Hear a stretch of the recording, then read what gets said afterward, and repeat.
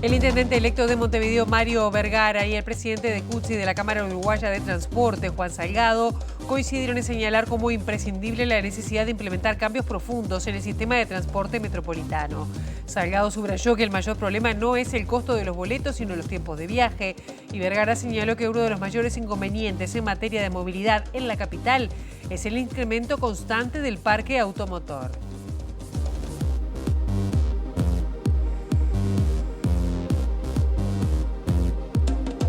Buen mediodía, es un gusto recibirlos en esta edición de MBD Noticias. 15 grados es la temperatura actual en Capital, una máxima de 18 se prevé para hoy, según Inumet. Los vientos están soplando del noroeste con una intensidad de 30 kilómetros en la hora y, como decíamos, la máxima es de 19 grados. Y ahí, con esta vista de las calles de Montevideo, les contamos que está programado un corte en Charrúa entre Soca y Ramón Mazzini, que será hasta las 6 de la tarde. Marcelino Sosa entre Juan José de Amézaga y Martín García hasta el 13 de junio, y Baqueles de entre Benito Blanco y Roca Graceras. El corte será hasta las 5 de la tarde.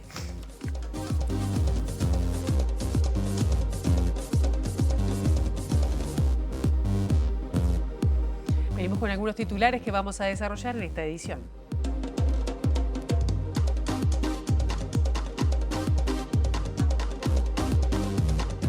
La UNACEP le pidió a los intendentes evaluar la aplicación de medidas para revertir el aumento de casos de falta de matrículas en vehículos, especialmente motos, lo que se considera un problema para la seguridad vial y la seguridad pública. El intendente electo de Montevideo, Mario Vergara, sostuvo que a TV Ciudad no hay que mirarlo solo desde una perspectiva de la política cultural, sino como un lugar que fomenta la diversidad de voces, y dijo que no se puede entrar en la lógica de que lo que no da plata se cierra. El presidente de ACE, Álvaro Danza, dijo que es una insensatez que anteriores jerarcas del organismo hayan dicho que al término del anterior gobierno lo dejaron 0 kilómetro. La Alianza de Enfermedades No Transmisibles destacó que la decisión del gobierno de derogar 2 decretos de la anterior administración que flexibilizaron las medidas de lucha contra el consumo de tabaco implica atender una evidencia científica mundial y una promesa de campaña. El presidente Yamandu Orsi viajará a Sevilla, España, entre el 30 de junio y el 3 de julio para participar de la 4ª Conferencia Internacional sobre el Financiamiento para el Desarrollo Sostenible de Naciones Unidas. Al menos 13 policías resultaron heridos en Bolivia tras enfrentamientos con manifestantes partidarios del expresidente Evo Morales, quienes llevan adelante cortes de rutas y protestas exigiendo se permita la candidatura de su líder impedido por la Constitución.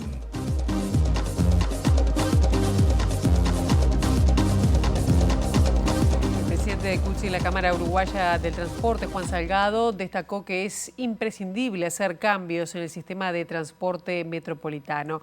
En entrevista con MBD Noticias, el empresario señaló que reducir el tiempo de viaje entre origen y destino es la única manera de recuperar el 15% de boletos que se perdió tras la pandemia.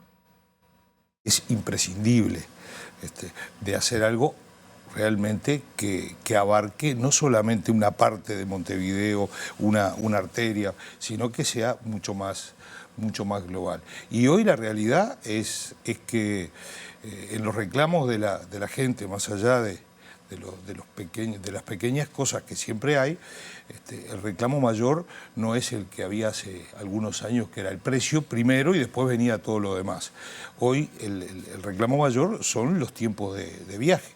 No se trata de hacer una reforma del transporte colectivo contra el auto, contra el transporte individual. Se trata de ordenar. Para Salgado no hay otra forma de recuperar los 5 millones de boletos perdidos al año tras la pandemia que acortando en 30% los tiempos de viaje en el transporte público. No es solamente el tiempo del viaje y no es solamente lo de Montevideo. Por ejemplo, en el área metropolitana hay muchos lugares, Anastasio, que lo que hay que medir es desde que la gente sale de su casa hasta que llega al lugar donde va. ¿Por qué? Bueno, porque hay muchos lugares que hoy por hoy no se pueden mejorar en las frecuencias porque no hay posibilidades de más unidades, y si no se encarece el costo del servicio. Pero hay lugares que la gente camina 9, 10, 11, 12 cuadras para llegar a la parada del ómnibus. Bueno, ¿esto qué va a hacer? Por un lado, le va a dar más velocidad en algunos troncales, pero por el otro lado, esos ómnibus que estaban superpuestos van a empezar a dar servicios circulares y van a empezar a llegar a lugares y a dar servicio a lugares donde la gente no lo tenía. También se refirió al tema del transporte el intendente electo de Montevideo, Mario Vergara, quien definió como crucial la realización de proyectos para mejorar la movilidad metropolitana, aunque no destacó ninguno por encima de otro. En diálogo con el semanario Búsqueda, remarcó que el problema se agrava cada año con el ingreso de 20.000 autos nuevos al parque automotor capitalino, mientras que la infraestructura de la ciudad no se ha podido adecuar a esa realidad. Es un desafío grande. El eje, obviamente es tan consciente, creo, la sociedad y en general de la problemática del transporte, que no es casualidad que hoy sobre la mesa haya proyectos de gran envergadura vinculados a la movilidad. Tenemos que lograr un Montevideo más ágil, tenemos que darle agilidad primordialmente al transporte colectivo, y los proyectos que están sobre la mesa apuntan a dar agilidad al transporte colectivo, y que eso, junto con otras medidas, porque acá no hay medidas mágicas ni en la basura ni en el transporte. No es solo que yo hago determinadas infraestructuras y cambio algunas y eso automáticamente resuelve el problema. No es así. Es en un conjunto, en un plan integral de temas que tienen que ver con la movilidad, apuntar a una mayor agilidad en el tránsito, sobre todo en el transporte colectivo, y para eso desarrollar algunos de estos proyectos que están sobre la mesa, sin duda es crucial. La Unidad Nacional de Seguridad Vial le solicitó al Congreso de Intendentes evaluar la aplicación de una serie de medidas para revertir el aumento de casos de falta de matrículas en vehículos, especialmente motos, lo que se considera un problema para la seguridad vial, pero también para la seguridad pública. Una de las medidas sugeridas consiste en establecer la obligatoriedad del empadronamiento online de las motos como condición previa a su venta. Impulsar que las intendencias reglamenten el empadronamiento de motos de forma obligatoria online, como condición previa para la venta, en cumplimiento con la Ley 19.061, artículo 12, no aceptando empadronamientos a quienes no hayan realizado exclusivamente por esa vía.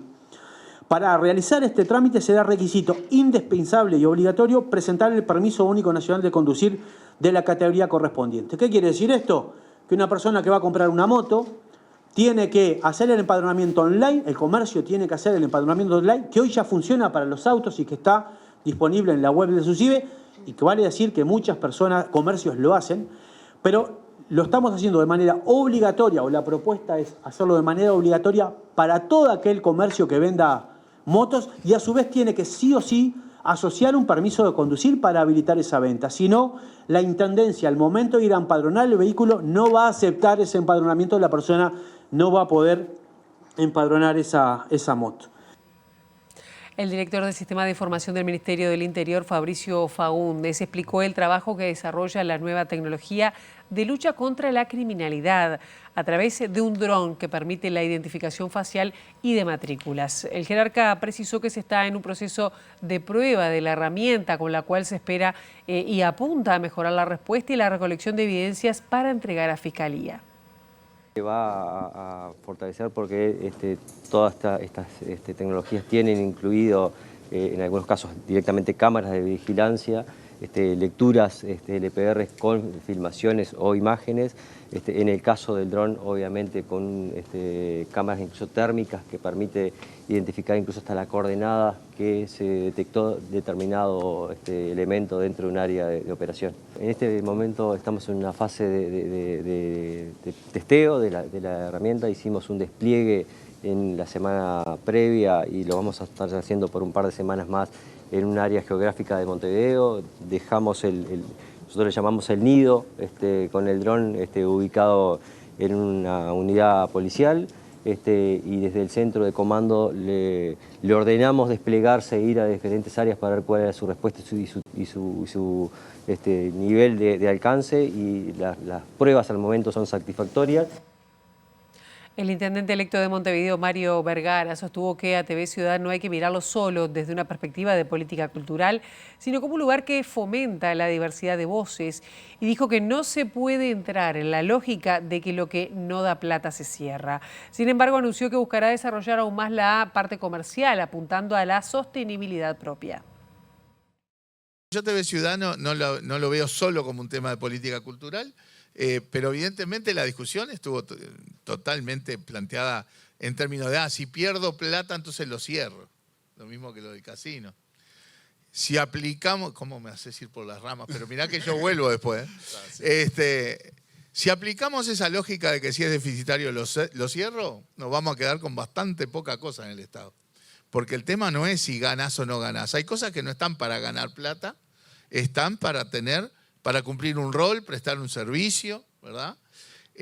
Por supuesto que hay que gestionar de la manera lo más eficiente posible. Por supuesto que si se puede desarrollar una tarea comercial que haga sustentable los emprendimientos, mucho mejor. Yo creo que TV Ciudad perfectamente se puede hacer, pero sobre todo TV Ciudad es una plataforma en el contexto del conjunto de los medios de comunicación, que es plataforma de diversidad de voces. Además de que tiene un componente cultural, un componente educativo, un componente de mostrar cosas de Montevideo, que obviamente otros medios no tienen por qué hacerlo. También es una plataforma de diversidad de voces y por lo tanto yo reivindico el rol de TV Ciudad. El presidente de ACE, Álvaro Danza, calificó como una insensatez que anteriores jerarcas del organismo hayan dicho que al término del anterior gobierno lo dejaran 0 kilómetro. El jerarca enfatizó que las actuales autoridades han restablecido la cadena de pagos a diferentes empresas proveedoras, pero aún resta atender la deuda de 180 millones de dólares que quedó del periodo anterior, parte de la cual se va a enfrentar con la partida dispuesta en la rendición de cuentas presentada en el Parlamento. La magnitud de la deuda no solo la digo yo, está en la rendición de cuentas del MEF, está en la auditoría que hizo el MEF cuando se fue anterior, o sea que la deuda que quedó en ACE es indiscutible y es de una magnitud súper importante, eso está fuera de discusión. Cómo transparentar la gestión de ACE es haciendo las cosas bien, es lo que estamos tratando de hacer nosotros, mirando para adelante, gestionar bien los dineros públicos, hacer las licitaciones, hacer compra de medicamentos centralizado y no comprando en cada unidad ejecutora y satisfaciendo las necesidades de la gente, es eso lo que tenemos que hacer y priorizando, recorriendo el país como estamos tratando de hacer permanentemente con nuestros equipos y viendo dónde están los problemas y tratar de resolverlos.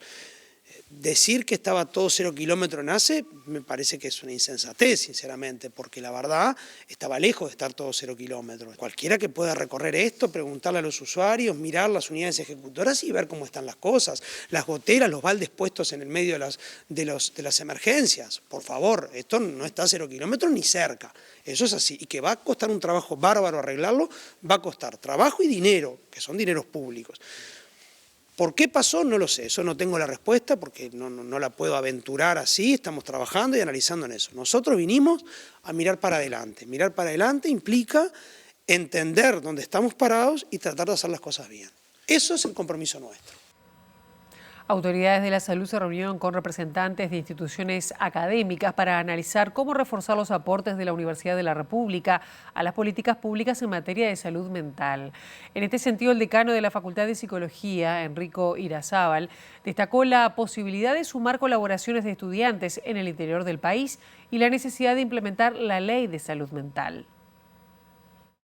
Del encuentro participaron la ministra de Salud, Cristina Lustenberg, entre otras autoridades de la cartera y de ACE, además de facultades de Medicina, Nutrición y Psicología, entre otros servicios de la UDELAR. El desafío que hay en este momento es la implementación de la Ley de Salud Mental y financiar una ley que hemos perdido, sinceramente, 5 años, y eso tendrá que ver con una serie de dispositivos que están contemplados en una ordenanza que tendrá que ver con una discusión presupuestal, pero hay las internaciones breves en toda la red hospitalaria pública y privada, existen las casas medio camino, estrategias donde hay la ley nos plantea una cuestión de derechos humanos y de participación social con las organizaciones sociales, es decir, tiene una complejidad, pero hay que instrumentarla para empezar a caminar. Nosotros podemos hacer algunos aportes. Estábamos hablando recién de la gran cantidad de estudiantes que tenemos. Nosotros podemos establecer colaboraciones con ACE, con Ministerio. Ya tenemos convenios muy viejos establecidos de residentados, de practicantados, para trabajar sobre todo en el interior del país. La Alianza de Enfermedades No Transmisibles destacó que la decisión del gobierno de derogar 2 decretos de la anterior administración que flexibilizaron las medidas de lucha contra el consumo de tabaco implica atender una evidencia científica mundial y una promesa de campaña. Diego Rodríguez, representante de la Alianza, recordó además que la comercialización del tabaco calentado y o cigarros electrónicos está prohibida y debe ser fiscalizada. Nos parece que va en la línea de lo que marca la evidencia científica. Creo que este gobierno asume diciendo que va a respetar las recomendaciones internacionales y la evidencia científica. Es parte de promesa de campaña, ¿no? La hoy ministra Lustenberg lo había mencionado durante la campaña, así que nosotros no sabíamos si se iba a concretar. Para nosotros esto va de acuerdo a lo que incluso la Sociedad Uruguaya de Tabacología había hecho esas acciones legales donde en uno logró que no se aplicara, que fue lo del empaquetado neutro, la modificación del empaquetado neutro, donde el presidente fue cuando dijo esto de la fábrica de chicles, que bueno, ¿y quién se lo va a pedir si no es la industria tabacalera?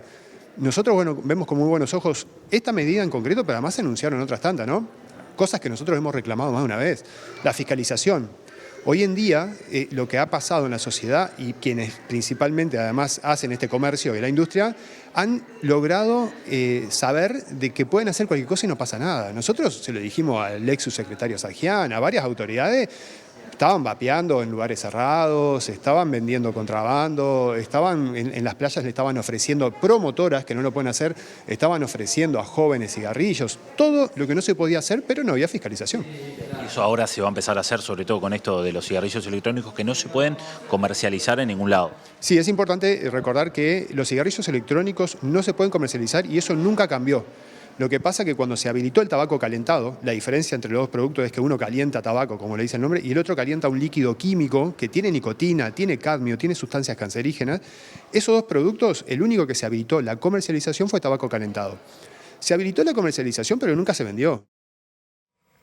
Los diputados de Identidad Soberana, Gustavo Salle y Nicolás Salle, no votaron la salida al exterior solicitada por el expresidente Luis Lacalle Pou en cumplimiento de una ley que lo obliga a hacerlo hasta transcurridos 6 meses después de dejar el cargo.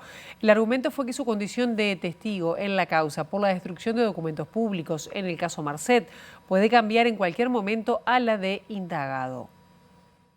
El doctor Lacalle Pou está sujeto a una investigación criminal. No lo está aún en calidad de indagado, sino de testigo.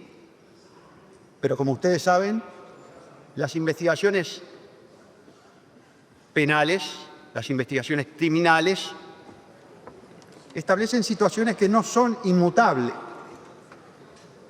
Y en el decurso de cualquier instancia procesal, un testigo puede terminar como indagado. Pese a la negativa de la bancada de Identidad Soberana, la Asamblea General autorizó por 113 votos en 115 la salida solicitada por Luis Lacalle Pou a partir del 9 de junio. Entre el 30 de junio y el 13 de julio, el presidente de la República, Yamandu Orsi, viajará a la 4ª Conferencia Internacional sobre el Financiamiento para el Desarrollo Sostenible en Sevilla, España. En ese marco, el mandatario participó de una reunión virtual convocada por el secretario general de la Organización de Naciones Unidas, Antonio Guterres, en la que estuvieron presentes otros jefes de Estado y allí reafirmó el compromiso del país con el multilateralismo. Como país, Uruguay sigue convencido de que el multilateralismo hay que reforzarlo ante las dificultades que recién hablaban algunos de mis colegas. Es clarísimo que el camino se fortalece en la medida que nosotros fortalezcamos el multilateralismo y por eso estamos acá. Estamos también comprometido con todos los objetivos planteados en la Agenda 2030 y por lo tanto estamos dispuestos a seguir discutiendo, analizando cuáles son las claves para destrabar un mundo que parece poner en cuestión algunas de las cosas que ahí se plantean. Por lo tanto, Uruguay está determinado y convencido de que la instancia de Sevilla nos permitirá fortalecer el rumbo que nos marca la Agenda 2030, rumbo que sería imposible de fortalecer, de no existir mecanismos de cooperación internacional y de financiamiento, porque pandemia mediante, crisis mediante, todos nos hemos dado cuenta que las distancias se agrandan, que las grietas se agigantan si no existen mecanismos sólidos y firmes como para poder resolver los problemas fundamentalmente en los países del sur, los países en vía de desarrollo o que tienen como objetivo un desarrollo más sostenible.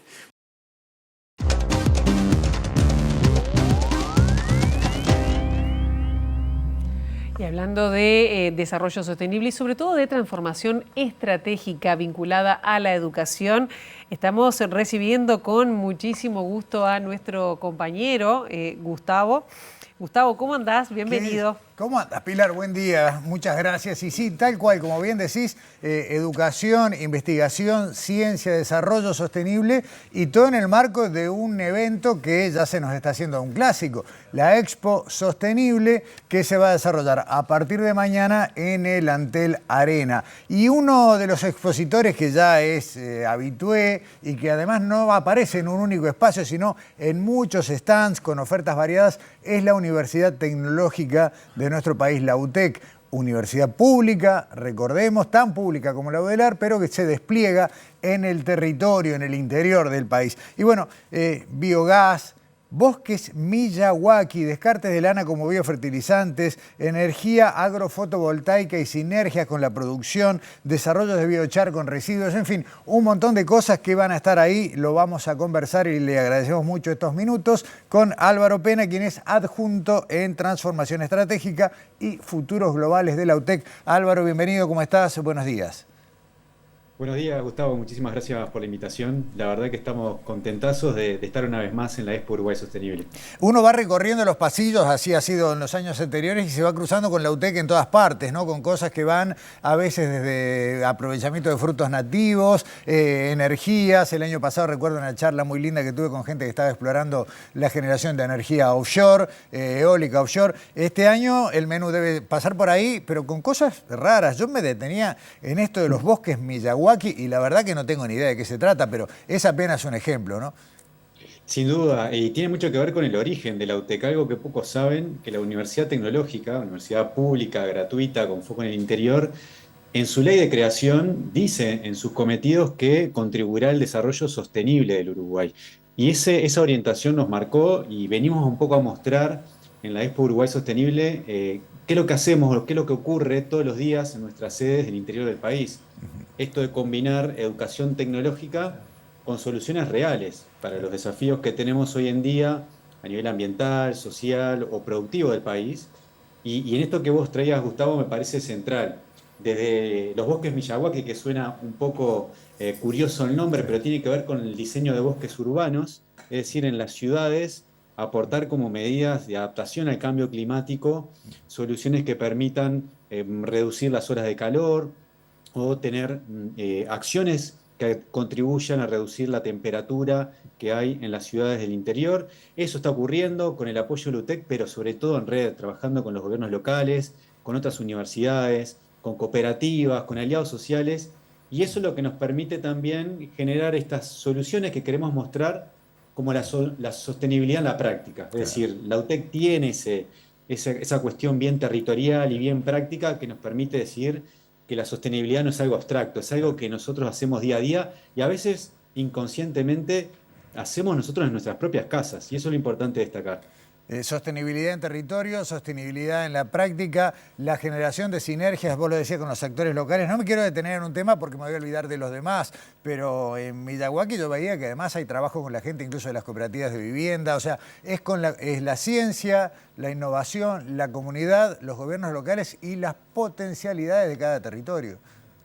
Totalmente. Por poner otro ejemplo en esa línea, la transformación de cómo podemos generar biogás a partir de los residuos avícolas, que sabemos además que en una región de nuestro país como el Santoral, digamos, hay una producción avícola muy importante. Cómo podemos aprovechar lo que se descarta de la lana para producir un fertilizante natural. Cómo hacemos para, a partir de la transformación energética que está ocurriendo en nuestro país, para que debajo de los paneles solares, en vez de haber solo sombra, haya cultivos y eso mejore también la capacidad productiva de los territorios en los cuales tenemos desplegadas energías renovables en nuestro país. Cómo generar bioplásticos, digamos, ¿no? En esto de que tengamos envases que ahora puedan producirse de materiales como, no sé, la papa o cualquier otra celulosa u otro tipo de material. Y después un último punto que es algo que quizás estamos más acostumbrados en el último tiempo, que es la preocupación de cómo darle una segunda vida a las baterías de litio, que sabemos que cada vez forman parte más de nuestra realidad cotidiana. Está buenísimo eso porque todavía no entramos en la ola del gran descarte, pero cuando vemos todos estos autos eléctricos en las calles de Uruguay, sabemos que tarde o temprano va a venir una ola muy fuerte de recambio de baterías agotadas y eso hoy es basura. Hoy. Tal cual. Por eso queremos invitarlos sobre todo a iniciar una conversación, o sea, que se acerquen al stand, que vean las distintas iniciativas que desarrollan los propios gurises del interior del país, en conjunto con docentes, pero también con otros actores del territorio, que eso es lo clave. Esto no es ciencia ficción lo que van a ver, es realidad uruguaya, es sostenibilidad a la uruguaya, por así decirlo, de poderle demostrar no solo al Uruguay, sino al mundo, que la capacidad creativa que tenemos como país es impresionante y que la UTEC está abierta para tener instalaciones en las cuales se puedan desarrollar proyectos, pero también hay carreras en las cuales invitamos a que la gente se pueda acercar, conocer, porque a veces no somos tan conscientes realmente del talento y la capacidad que tenemos como país para demostrarle al mundo que la verdad somos referentes en sostenibilidad y podemos seguir siéndolo por mucho más. Sin duda que tenemos un montón de incoherencias y de temas que tenemos que resolver como país y eso es parte de la transición de abrazar la sostenibilidad, entender de que no todo está resuelto, pero nosotros como universidad queremos estar cerca de esos problemas y que sea un enfoque bien territorial. No tengo la menor duda que apostar a una educación tecnológica es apostar también a un futuro más sostenible, más verde, más innovador. Álvaro, para terminar, no solo van a mostrar todo lo que están trabajando en algunos de estos temas que mencionamos y otros más, sino que además también están abiertas la posibilidad de que los futuros estudiantes, la gurizada, pueda preguntar, pueda informarse, ¿no? O sea, también todo eso va a estar a disposición en estos 4 días de Expo Sostenible. Tal cual, estamos en 13 puntos del país, la verdad que van a encontrarse con estudiantes también en la Expo, con docentes, con referentes que están trabajando en todas estas iniciativas que entusiasman, motivan. La verdad que cada una que se conocen es una invitación también como para pensar otras ideas. La universidad es una universidad de puertas abiertas para pensar, para innovar. Tenemos laboratorios de innovación abierta también y ese es el espíritu. Hasta tenemos la posibilidad en tema de alimentos, vamos a estar experimentando con temas sensoriales y producción de yogur que estamos haciendo con una dimensión también de sostenibilidad. Así que la invitación es para dialogar, para construir y para pensar. Estamos abiertos a construir en conjunto y pensar nuevas ideas por el Uruguay sostenible. Álvaro Pena, adjunto en Transformación Estratégica y Futuros Globales de UTEC, gracias por hoy y la seguimos en cualquier momento. Probablemente los vamos a visitar y vemos todo esto en territorio.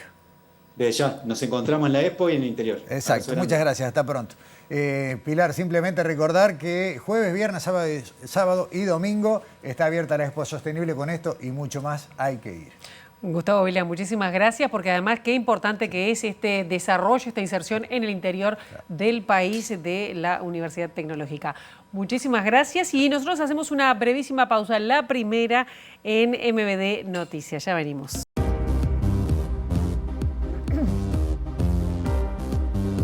Segundo bloque de MBD Noticias, tenemos 15 grados en Montevideo, recordemos que la máxima es de 19 para esta jornada. El dirigente de la Federación de Trabajadores de la Industria Láctea, Enrique Méndez, se refirió a los 12 despidos dispuestos por la cooperativa láctea de Melo, Coleme. En este sentido manifestó que las y los afectados fueron desvinculados por desempeñar tareas sindicales y denunció que la empresa Coleme incumple con el proyecto que la habilitó a acceder a los fondos de reconversión de la industria láctea. Seguimos con gran preocupación, compañeros y compañeras que con fondos públicos fueron reprimidos sindicalmente y despedidos de su puesto de trabajo legítimo en el departamento de Cerro Largo, donde se votó una ley en el Parlamento durante el periodo anterior que habilitó fondos a las empresas, y acá hay que decirlo, esa ley permitió que se despida a trabajadores y se reprima a trabajadores en el Uruguay. Desde el Palacio Legislativo se aprobó en el Uruguay una ley para empresarios y que Coleme, con ese fondo que recibió, reprimió y despidió trabajadoras y trabajadores. Para nosotros esto se tiene que revertir. Nos consultaban y nos llama poderosamente la atención algunas acciones que algunos actores del Poder Ejecutivo pensaban en buscar alternativas en torno a Coleme. Bueno, lo que nosotros decimos es que cualquier alternativa tiene que ser respetando lo que la legislación coloca e instala sobre la mesa, y acá Coleme recibió fondos que no tenía que despedir trabajadores. Con esos fondos presentó proyectos que decía que no los iba a despedir, presentó proyectos que no los está cumpliendo, tiene que ver cómo devuelve esos fondos que son de la ciudadanía, y a la misma vez, si se va a encontrar una solución, tiene que ser con la recomposición de los puestos de trabajo. Nosotros vamos a elevar una denuncia, va a ir a la próxima, cuando se convoque la nueva mesa representativa del PIT-CNT, vamos a ingresar una denuncia. Nosotros pretendemos avanzar esta denuncia a nivel internacional también como federación, de que en el Uruguay con fondos públicos se estuvo reprimiendo trabajadores por parte de sectores empresariales. Más de 100 artistas uruguayos firmaron una carta en la que condenan los ataques de Israel a Gaza.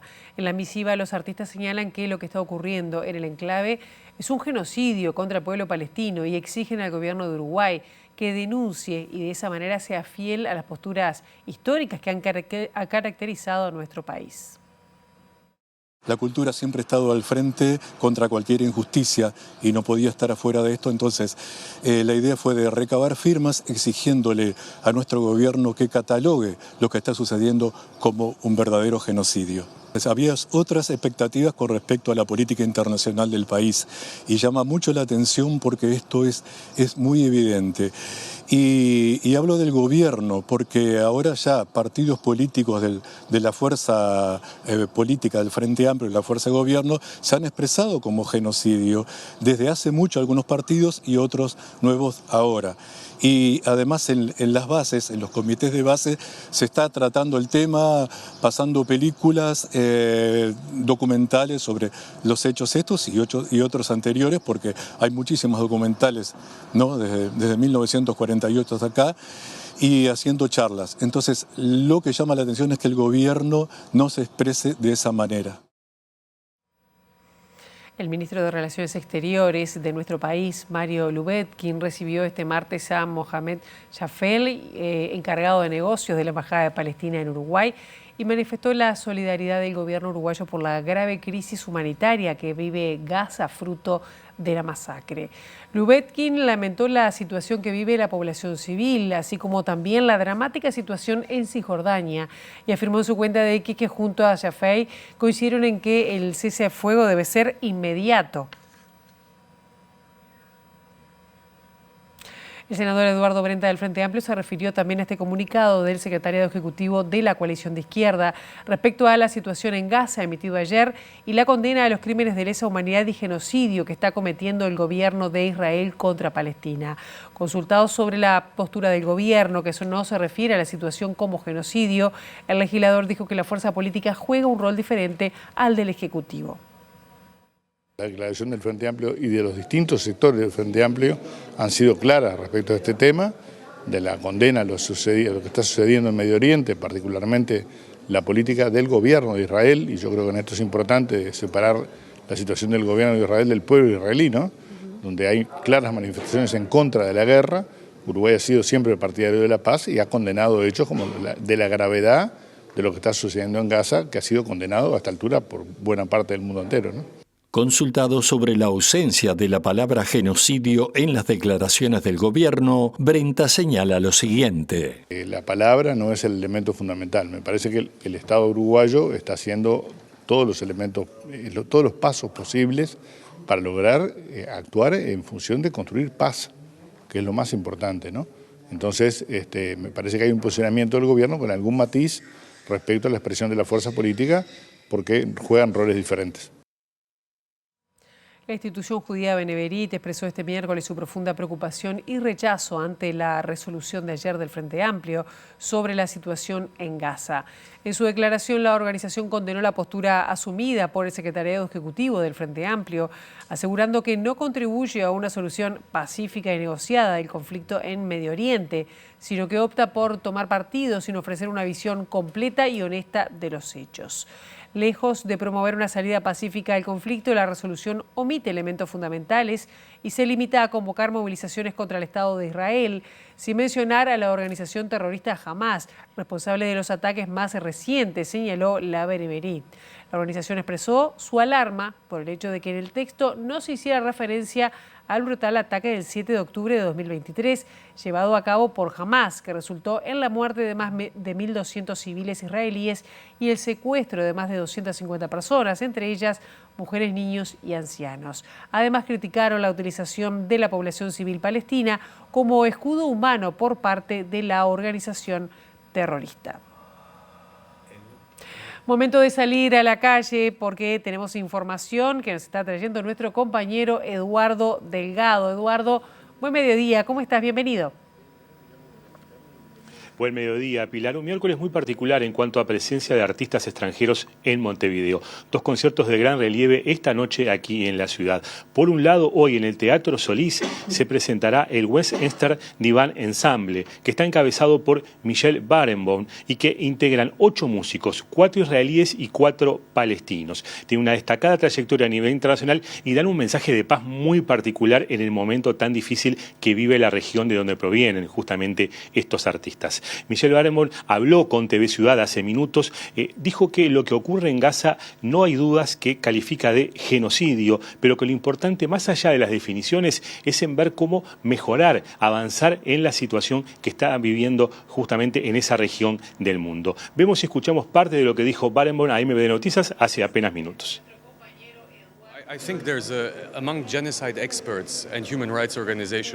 Entre los expertos internacionales y las organizaciones de derechos humanos, no hay ninguna duda de que lo que está ocurriendo es un genocidio.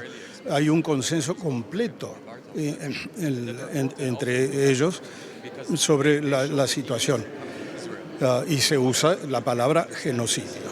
Ahora, la terminología no es lo que importa es qué es lo que se puede hacer. Incluso dentro de Israel, los expertos en genocidio reconocen que es lo que está ocurriendo.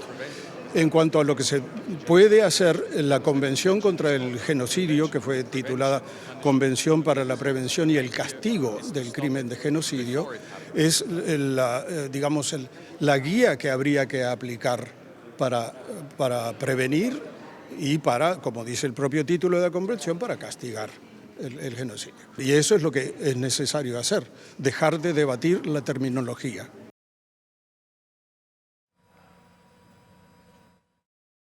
El Divan Ensemble de hoy es parte de la destacada temporada 2025 del Centro Cultural de Música, en esta ocasión en el Teatro Solís, con repertorio de 2 obras de Schubert y de Beethoven, es la que eligieron para esta ocasión este octeto de integración tan particular y bueno, que ha generado mucha repercusión a nivel mundial.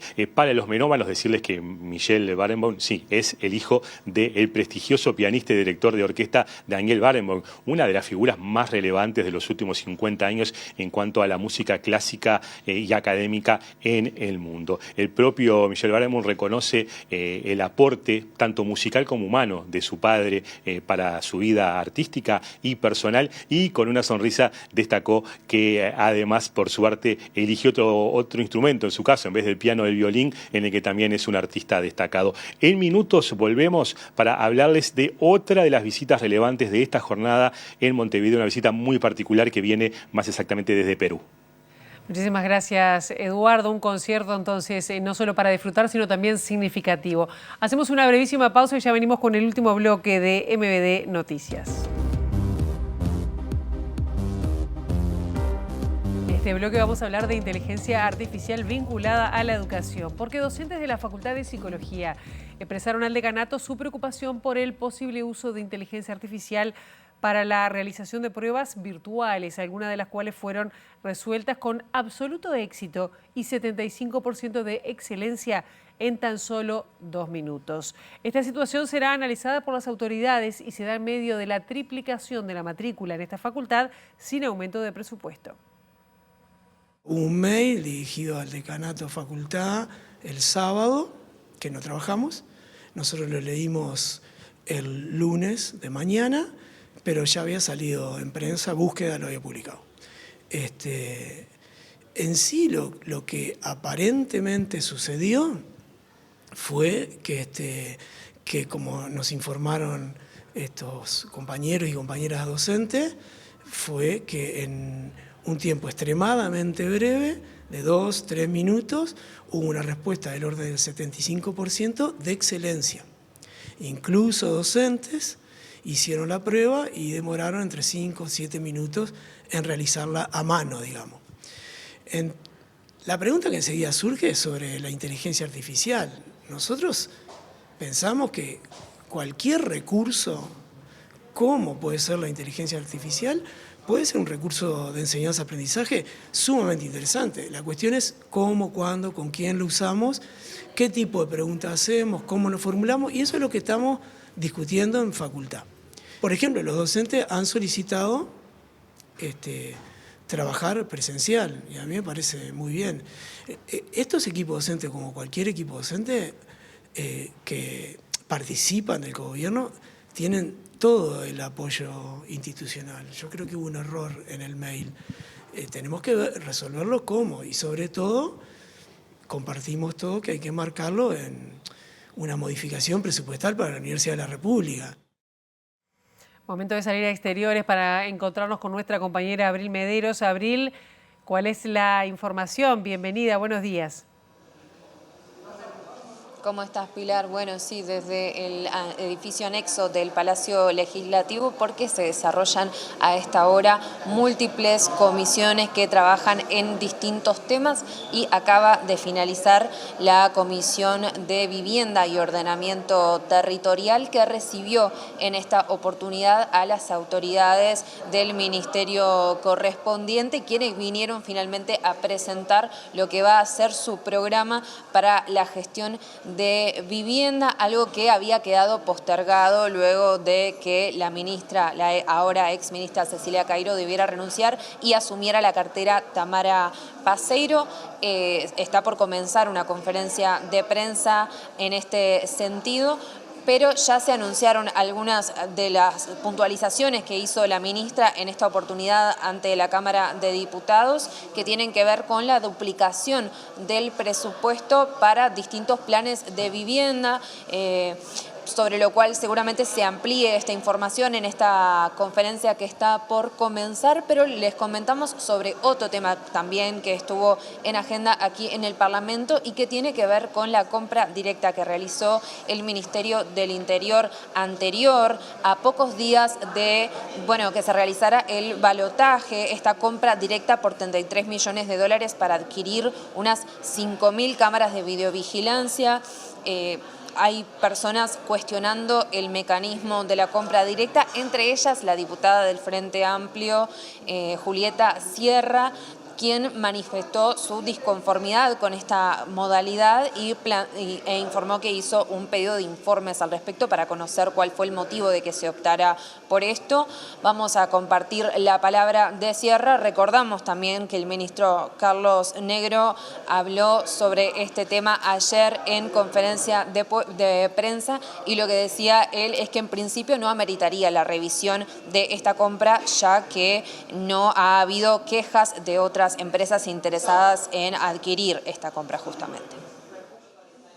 Indagar en pos de la transparencia a la ciudadanía. Tenemos competencias desde el Legislativo para poder realizar pedidos de informe que aclaren esta situación de por qué fue compra directa, por qué la fecha. Bueno, había otras empresas también, porque inicialmente se había pedido cotización a las 2 empresas que trabajan en el sistema de cámaras de videovigilancia del Ministerio del Interior, Sonda y BBDA. Bueno, yo quiero saber la comparación de precios. Mirá si terminamos pagando más con la plata de todos los uruguayos por un servicio que la otra empresa lo ofrecía mejor. Esto es transparencia. Ayer se le consultó a Negro sobre este tema y el ministro lo que decía es que en tanto no hubo quejas de otras empresas, no habría motivo a priori de revisar esta compra y sus características. ¿Cómo se conjuga esto con su preocupación? Bueno, el ministro Negro fue muy claro que mientras no haya irregularidades, el contrato va a seguir vigente. Yo lo que quiero saber es si hay irregularidades, justamente. Creo que el ministro dijo lo que había que decir. Si no hay irregularidades, está todo bien. Ahora, yo quiero saber si esas irregularidades existen.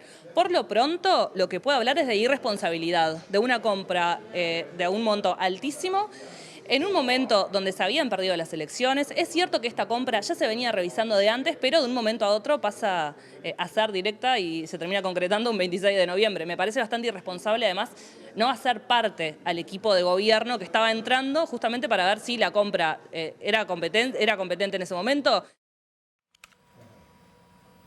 Ahora volvemos nuevamente al contacto de nuestro compañero Eduardo Delgado, que nos había prometido el encuentro con Susana Baca. Eduardo, estamos contigo. Así es, Pilar, una de las grandes referentes del folclore latinoamericano, ni que hablar de la música afroperuana, bueno, fuertemente comprometida con causas sociales. Exministra de Cultura de Perú, Susana Baca, está con nosotros, quien viene hoy justamente a presentarse en la Sala Tosar del auditorio Nelly Goitiño del Sodre. Un gusto que nos dé estos minutos y bueno, cuéntenos un poco de esto, a sus 80 años, tener la suerte de tenerla en Montevideo con este espectáculo que se llama Estar Viva. Estar Viva, es una suerte de verdad, porque yo estuve, como saben, al borde de la muerte, pero me hizo regresar el amor de la gente, el que la gente me esperaba para que yo siga cantando. Entonces me regresé y aquí estoy, ¿no? Aquí estoy en Montevideo, nuevamente muy feliz de estar aquí, una ciudad que tengo tantos hermosos recuerdos, como es la China Zorrilla, Mario Benedetti, Daniel Biglietti, Citarrosa, cuánta gente hermosa que he conocido de ustedes, ¿no?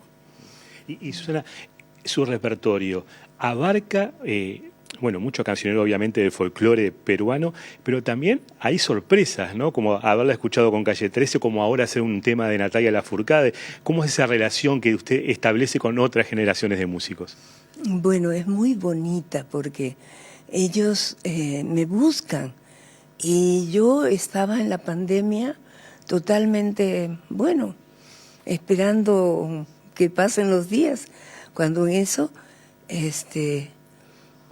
Natalia, nos piden que cantemos esta canción para la Cruz Roja y por los desaparecidos en nuestro país, ¿no? Entonces yo la canté, me quejé porque era muy rápido y mucha letra para poderla cantar.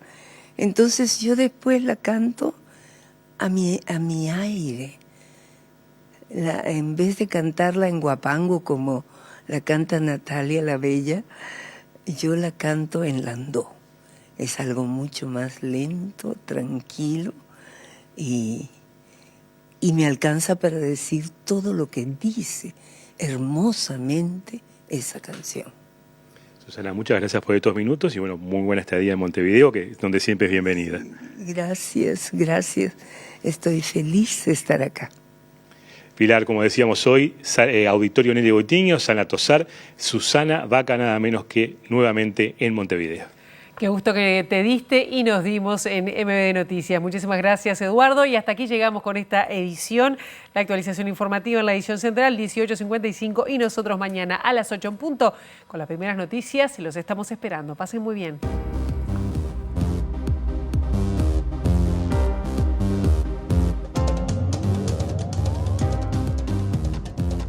La UNACEP le pidió a los intendentes evaluar la aplicación de medidas para revertir el aumento de casos de falta de matrículas en vehículos, especialmente motos, lo que se considera un problema para la seguridad vial y la seguridad pública. El intendente electo de Montevideo, Mario Vergara, sostuvo que a TV Ciudad no hay que mirarlo solo desde una perspectiva de la política cultural, sino como un lugar que fomenta la diversidad de voces, y dijo que no se puede entrar en la lógica de que lo que no da plata se cierra.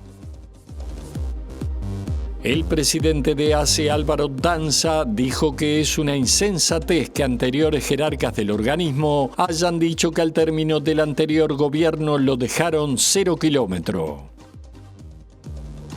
La Alianza de Enfermedades No Transmisibles destacó que la decisión del gobierno de derogar 2 decretos de la anterior administración que flexibilizaron las medidas de lucha contra el consumo de tabaco implica atender una evidencia científica mundial y una promesa de campaña.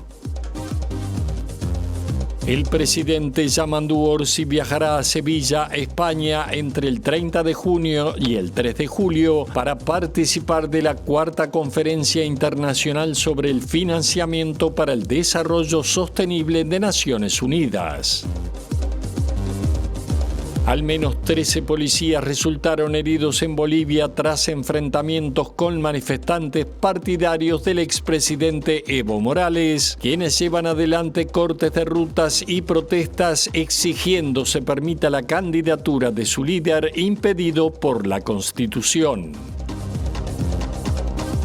El intendente electo de Montevideo, Mario Vergara, y el presidente de CUTSA y de la Cámara Uruguaya de Transporte, Juan Salgado, coincidieron en señalar como imprescindible la necesidad de implementar cambios profundos en el sistema de transporte metropolitano.